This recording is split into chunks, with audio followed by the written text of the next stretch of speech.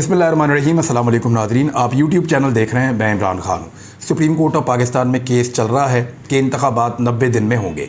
अब इसमें मुख्तलिफ मामलात निकाले गए हैं। एक तो ये है कि मेंटेनेबिलिटी का मामला जो है वो उठाया जा रहा है कि ये अज़ खुद नोटिस की समाअत हो सकती है या नहीं हो सकती, इस मामले को उठाया गया। दूसरा ये उठाया गया कि कुछ जजेस हैं बेंच के अंदर, उनके ऊपर जो है वो एतराज़ किया गया और आज ये एतराज़ जो है वो फ़ारूक एच नाइक साहब ने भी किया।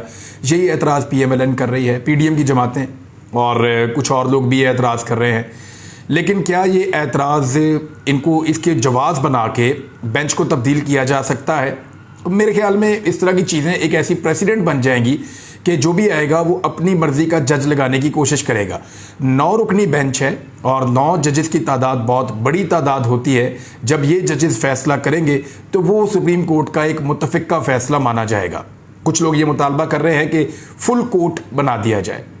मेरी अज़हर सिद्दीक साहब से बात हुई, उन्होंने कहा कि अदालत की कार्रवाई देखकर ऐसा लगता है कि बुध वाले दिन तक, यानी बुध या जुमेरात वाले दिन तक सुप्रीम कोर्ट ऑफ पाकिस्तान किसी नतीजे पर पहुंच जाएगी और 90 दिन के अंदर शर्तिया इंतखाबात होंगे पंजाब में और खैबर पख्तूनख्वा में। इससे ज़्यादा आगे मामला जा नहीं पाएगा। मोहसिन नकवी से पूछा गया, उन्होंने कहा जी हम तो इलेक्शन करवाने के लिए तैयार हैं। दूसरा उनके पास ऑप्शन कोई नहीं है, क्योंकि आईने पाकिस्तान के मुताबिक जब भी इंतखाबात होंगे वो 90 रोज़ के अंदर अंदर होंगे और आइन के अंदर ये तमाम चीज़ें तहरीर हैं। एक बड़ी अजीबोगरीब सूरत हाल उस वक्त पैदा हो गई सुप्रीम कोर्ट ऑफ पाकिस्तान में जब, बल्कि मैं आपको ट्वीट पढ़ के सुना देता हूं ताकि आपको सारी बात समझ आ जाएगी इस ट्वीट से ही। ट्वीट जो है वो साकिब बशीर साहब ने लिखी है, जर्नलिस्ट हैं, वहां मौजूद थे। उन्होंने कहा आज सुप्रीम कोर्ट में अज खुद नोटिस केस की समाअत के दौरान उस वक्त हैरान कुन माहौल बना जब पाकिस्तान पीपल्स पार्टी के वकील फारूक एच नाइक साहब ने जस्टिस जमाल मंदोखेल का नोट पढ़ना शुरू किया तो चीफ जस्टिस ने हैरानगी से पूछा कि ये नोट आपके पास कैसे है? अभी तो ये ऑर्डर का हिस्सा भी नहीं बना, अभी तो दस्तखत भी नहीं हुए थे। तो फारूक एच नाइक ने कहा कि नोट मेरे पास है। अब ये नोट जो है वो सोशल मीडिया पे मौजूद है और हर तरफ सर्कुलेट कर रहा है। तो वो कौन है जिसने फारूक एच नाइक साहब का नोट जो है वो निकाल कर एक पार्टी के वकील को दे दिया, हालांकि वो अभी ऑर्डर का हिस्सा नहीं बना? ये बड़ी अनफॉर्चुनेट चीज़ है और सुप्रीम कोर्ट ऑफ पाकिस्तान को इस तरह की चीज़ें मुतनाज़ बनाती हैं और उनके ऊपर जो है वो उनको तकसीम करने की कोशिश तो आपके सामने मरीम नवाज ने बहुत की है और वो लगातार कर रहे हैं। और मरीम नवाज ने एक और कारनामा किया है, मैं आपको भी थोड़ी देर में बताऊंगा, लेकिन इस पर फवाद चौधरी साहब का भी एक मौक़िफ़ है। फवाद चौधरी साहब ने कहा यह बहुत काबिल तशवीश है कि जस्टिस जनाब बंदोखेल का नोट जो अभी ऑर्डर का हिस्सा भी नहीं बना वो फारूक एच नाइक साहब के पास पहुंच गया। इस मामले की तहकीकात होनी चाहिए और फारूक नाइक से पूछा जाना चाहिए कि उन्हें ये नोट किसने पहुंचाया। तो ये एक इंपॉर्टेंट बात है। कल 2 जजेस के बारे में बात की जा रही थी, आज एक और जज के बारे में बात की जा रही है। तो ऐसा लगता है कि अगले 4 दिन के अंदर सारे के सारे 9 जजेस को मुतनाज़ बना दिया जाएगा। अब बजाय इन चीज़ों में पढ़ने के मुअज़्ज़िज़ सुप्रीम कोर्ट के तमाम जजेस को, 9 के 9 जजेस को मिलकर अपनी दानिश में एक आइन और कानून के मुताबिक फैसला दे देना चाहिए। और फैसला होगा क्या, इस पे मुख्तलिफ लोगों की राय आ रही है। मैं सबकी राय आपको नहीं बता सकता, लेकिन मैं आपको बताता हूँ। माहिर कानून लतीफ़ खोसा साहब, जिनका ताल्लुक पाकिस्तान पीपल्स पार्टी से है और पीपल्स पार्टी इस वक्त PDM सरकार का हिस्सा है, मैं उनका मौक़िफ़ आपको बता देता हूँ। लतीफ़ खोसा ने गुफ्तगू करते हुए कहा कि इलेक्शन रवा साल ही होने हैं, चाहे कुछ भी हो जाए। आइन के मुताबिक 90 दिन के अंदर इलेक्शन करवाना ज़रूरी है। लिख कर रख लें, सुप्रीम कोर्ट 90 दिन में इलेक्शन करवाने का हुक्म देगी। लतीफ़ खोसा का कहना था कि सुप्रीम कोर्ट ने 9 रुकनी बेंच बनाकर बेहतरीन कदम उठाया है। उन्होंने दावा किया कि लिख कर रख लें, सुप्रीम कोर्ट 90 दिन में इलेक्शन करवाने का हुक्म देगी और आइन के मुताबिक सुप्रीम कोर्ट 90 दिन में इलेक्शन करवाएगी। लतीफ़ खोसा का कहना था कि सदर पाकिस्तान क्या इलेक्शन कमीशन के जाकर पांव पकड़ लें? सदर ने इलेक्शन कमीशन को मुशावरत के लिए 3 खतूत लिखे, लेकिन इलेक्शन कमीशन की जानिब से मुशावरत से इनकार किया गया, जिस पर चीफ इलेक्शन कमिश्नर को आर्टिकल 209 के तहत फारिग कर देना चाहिए। यानी सदर पाकिस्तान बुला रहे हैं, चीफ इलेक्शन कमिश्नर जा नहीं रहे और खतूत का जवाब ऐसे दे रहे हैं कि हम नहीं आते।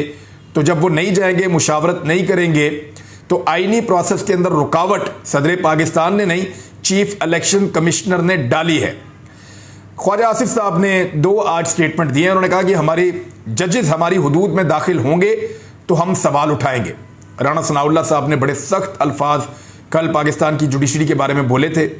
मरियम नवाज ने प्लानिंग के साथ बाकायदा जो पहले तस्वीर जो है पावर पॉइंट के ऊपर तैयार करवा के वो दिखाई कारकुनों को, और उनकी बुनियाद के ऊपर एक प्रोपेगेंडा किया मुअज़्ज़िज़ अदलिया के जज साहिबान के ऊपर।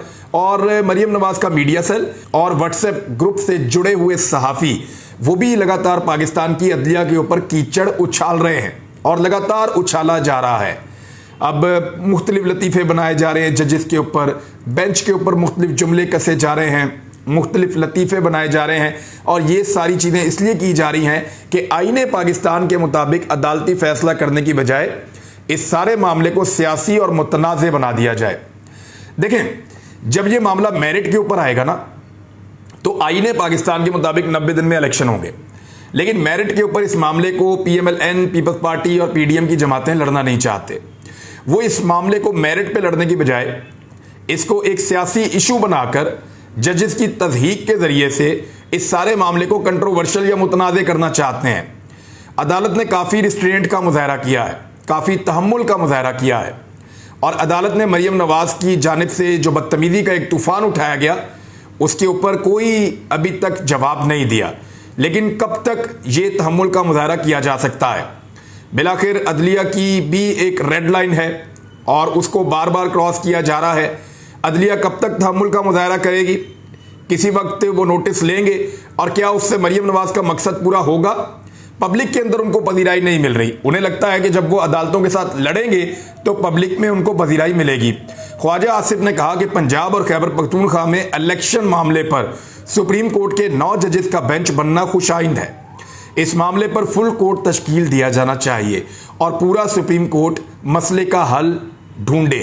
अब मैं आपको एक और चीज़ दिखाता हूँ। ये ज़रा आप खबर देखें, और ये ज़्यादातर खबर जो है वो ARY में छपी है और बाकी जगहों पे भी आई है। शहबाज शरीफ ने ऐलान किया था कि जो उनके साथ वज़रा है उनकी सिक्योरिटी कम कर दी जाएगी। वफाकी वज़रा हैं, बड़े इंपॉर्टेंट लोग हैं और उनकी जान को ख़तरा भी होता है। वज़ीर दाखिला भी होता है, वज़ीर ख़ारजा भी होता है, वज़ीर दिफा भी होता है, वज़ीर ख़जाना भी होता है, वज़ीर इत्तलाआत भी होता है। तो सारे वज़रा होते हैं बड़े इंपॉर्टेंट, और एविएशन का भी होता है, रेलवे का भी होता है। तो शहबाज शरीफ ने कहा था कि हम अखराजात कम कर रहे हैं और प्रोटोकॉल्स को कम कर रहे हैं।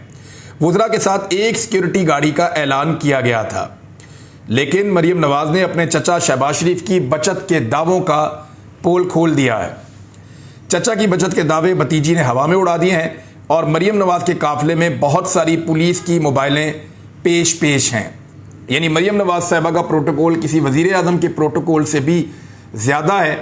और शहबाज शरीफ साहब जो बचत करने के दावे कर रहे थे, शहबाज शरीफ साहब जो ये कह रहे थे कि उनके वज़रा सिक्योरिटी बहुत कम लेंगे, वो अब इसको कैसे जस्टिफाई करेंगे? क्योंकि इक़दामात उन्होंने उठाने हैं, गवर्नमेंट उनकी है, और मरियम नवाज ने अभी तक कोई ऐसा स्टेटमेंट नहीं दिया या कोई ऐसी चीज़ नहीं की जिससे उनकी जान को ख़तरा हो, और ना उनके बारे में ऐसे कोई थ्रेट्स मौजूद हैं।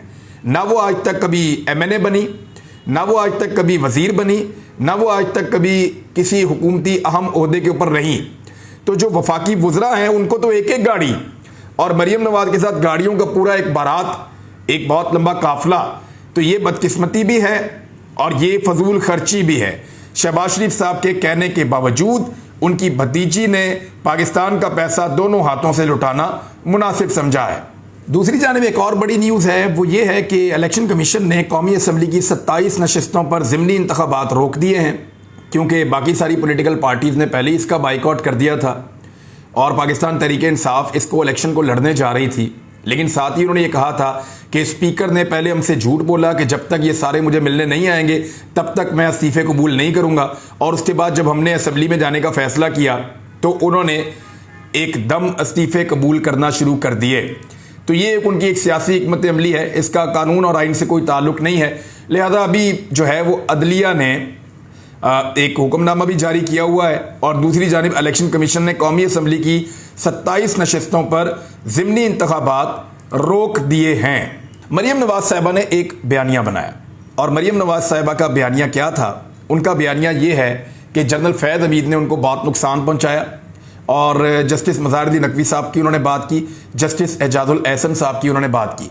तो कुछ चीज़ें मैं आपके सामने रख देता हूँ, आपको समझ आ जाएंगी। नंबर 1, जस्टिस मज़ारुद्दीन नकवी ने नवाज शरीफ के खिलाफ आज तक कोई फैसला नहीं दिया। वजह यह है कि वो 2020 में सुप्रीम कोर्ट में आए हैं और उससे पहले वो नवाज शरीफ साहब के किसी केस के अंदर जज के तौर पे मौजूद नहीं थे। साकिब निसार जिनका उन्होंने नाम लिया वो पनामा बेंच का हिस्सा नहीं थे। जनरल फैज़ 2017 में, जनरल फैज़ के बारे में आपको अलग से बताता हूं। जस्टिस खोरसा ने झूठ बोलने पर नवाज शरीफ को नाइल किया, लेकिन वो माइनॉरिटी जजमेंट थी, यानी वो मेजॉरिटी जजमेंट नहीं थी। तो अब आ जाए एक और फैक्ट शीट जिसमें जनरल बाजवा और जनरल फैज़ के बारे में मरीम नवाज साहबा के जो कुछ इल्ज़ामात हैं जनरल फैज़ पे, वो मैं आपको बता देता हूं। नवाज शरीफ डिस्क्वालीफाई हुए 27 जुलाई 2017 को। उस वक्त आर्मी चीफ जनरल कमर बाजवा थे और DGISI नवीद मुख्तार थे, जनरल फैज़ के ही नहीं थे। नवाज शरीफ को जेल हो गई और 10 साल के लिए उनको जेल में भेजा गया। 6 जुलाई 2018 को आर्मी चीफ बाजवा साहब थे और DGISI नवीद मुख्तार साहब थे। अब इन दोनों चीज़ों में तो जनरल फैज़ का कोई रोल ही नहीं था। हाँ, लेकिन एक चीज़ में जनरल फैज़ जो है वो रेलिवेंट हो सकते हैं, क्योंकि नवाज शरीफ साहब को जो पाकिस्तान से फरार करवाया गया वो 19 नवंबर 2019 को करवाया गया और उस वक्त आर्मी चीफ जनरल बाजवा थे और DGISI फैज़ हमीद थे। जनरल फैज़ हमीद ने बहुत मदद की है PMLN की बहुत सारी जगहों पे, यानी जनरल फैज़ हमीद साहब के टाइम के ऊपर PMLN को बड़े फ़ायदे पहुंचे हैं और बहुत बड़े बड़े फ़ायदे पहुंचे हैं और उनका जो डील का प्रोसेस है वो उसी दौर में शुरू हुआ था। यानी ऐसे ही नहीं सलमान शहबाज पाकिस्तान से बाहर निकल गया था, अली इमरान भी इसी तरह जो है वो अचानक पाकिस्तान से बाहर नहीं निकल गया था। तो बहुत सारे लोगों को बहुत सारी सहूलतकारी एस्टेब्लिशमेंट की जानिब से दी गई थी, लेकिन मरीम नवाज साहबा आज जिन्होंने उन पर एहसान किया उन्हीं पर कीचड़ उछाल रही हैं सिर्फ सस्ती शोहरत के लिए और अपनी एक कंपेन बनाने के लिए। कभी वो फ्राई पैन को बीच में ले आती हैं, कभी वो काल कोठरी कह देती हैं एक VIP कमरे को, और बड़े अजीबोगरीब किस्म के स्टेटमेंट देती हैं। नवाज शरीफ के बारे में उनका दावा है कि नवाज शरीफ फ्रंट से लीड कर रहा है और जुल्फी बुखारी के बारे में इन लोगों का दावा था कि वो पाकिस्तान से भाग जाएगा। तो आज रावलपिंडी में जेल भरो तहरीक में गिरफ्तारियां हुई हैं। जुल्फी बुखारी ने गिरफ्तारी दी और चौहान साहब ने गिरफ्तारी दी, दीगर कुछ और रहनुमाओं ने गिरफ्तारी दी। कोई 90 के करीब कारकुन पाकिस्तान तहरीक इंसाफ के रावलपिंडी में गिरफ्तार हुए और पुलिस जो है वो कारकुनों को वापस भेज रही थी, इसलिए कि जो प्रिजन वैन्स हैं उनके अंदर मजीद जगह मौजूद नहीं थी, बल्कि वो ज़बरदस्ती वैन से उतार के उन्होंने बंदे कम किए और उसके बाद जितने बंदे उनके साथ जा सके उनको वो जेल लेकर चले गए। PTI के ज़्यादा लोग जेल जाना चाहते थे, लेकिन पुलिस के पास कैपेसिटी कम थी रावलपिंडी में, लिहाजा 90 के करीब लोग जो हैं वो जेल जा सके हैं। जुल्फी बुखारी के बारे में कहा जाता था कि ये पाकिस्तान को छोड़कर लंदन में भाग जाएगा, लेकिन आपने देखा कि उन्होंने गिरफ्तारी दे दी। लेकिन जिस शख्स ने फ्रंट से लीड करना था वो लंदन में बैठा है और पाकिस्तान वापस आने का नाम नहीं ले रहा, हालांकि उसके भाई की इस वक्त पाकिस्तान में हुकूमत है। अल्लामा राजा नासिर अब्बास जैदी साहब ने कल कहा था कि वो भी गिरफ्तारी देंगे। इमरान खान साहब ने उनके इस एक्ट को सराहा भी था और बिलाखिर उन्होंने गिरफ्तारी दे दी है और वो भी एक प्रिजन वैन के अंदर अपने साथियों समेत भर के जेल पहुंच गए हैं। अब दूसरी जानिब जो शाह महमूद कुरैशी साहब हैं और असद उमर साहब हैं, उनके लिए भी मामला अदालत में गए हैं। असद उमर साहब ने स्टेटमेंट भी दिया है और उनका ये कहना है कि ये बहुत ज़्यादा डरे हुए हैं, हमें अदालतों में पेश किया जाए, हमारे ऊपर मुकदमात बनाए जाएं और कानून के मुताबिक चलाया जाए, ये सियासी नौयत की चीज़ें हमारे साथ ना की जाएं।